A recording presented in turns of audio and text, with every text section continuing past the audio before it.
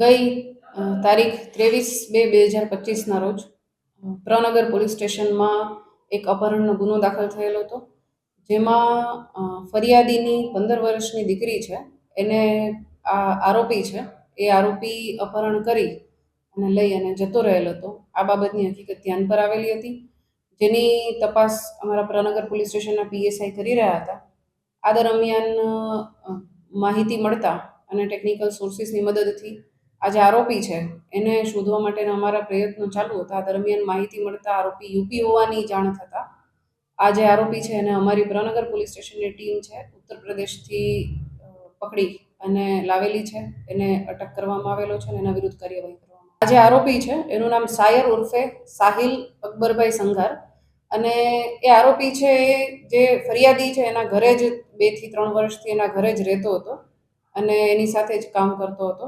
અને એ જ રીતે છેલ્લા 2 વર્ષથી આ ભોગ બનનાર છે એના સંપર્કમાં આવેલો અને છેલ્લે ગઈ તારીખ 22ના રોજ એ ભોગ બનનારને અપહરણ કરી અને લઈ ગયેલો હતો.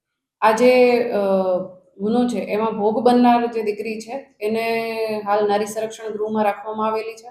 એની મેડિકલ તપાસણી કરવામાં આવેલી છે, આરોપીની મેડિકલ તપાસણી કરવામાં આવેલી છે અને એના ઉપરથી હાલ બળાત્કારની કલમો છે અને પોક્સોની કલમોનો ઉમેરો કરવામાં આવેલો છે. અને આ ગુનાની તપાસ અમારા પ્રનગર પોલીસ સ્ટેશનના પીઆઈ વસાવા કરી રહ્યા છે. આ જે આરોપી છે એ અને આરોપીના જ ઇન્સ્ટાગ્રામ આઈડી પરથી ભોગ બનનારના પણ સોશિયલ મીડિયામાં વિડીયોઝ આવેલા હતા.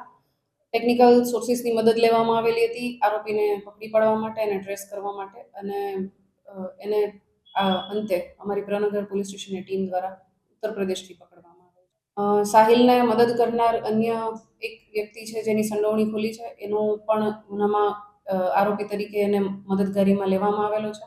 અન્ય આ ગુનાની તપાસ ચાલુ છે અને જે પણ વ્યક્તિઓ છે જેણે સાહિલને અપહરણ કરવામાં મદદ કરેલી હોય એ તમામની વિરુદ્ધ કાર્યવાહી કરવામાં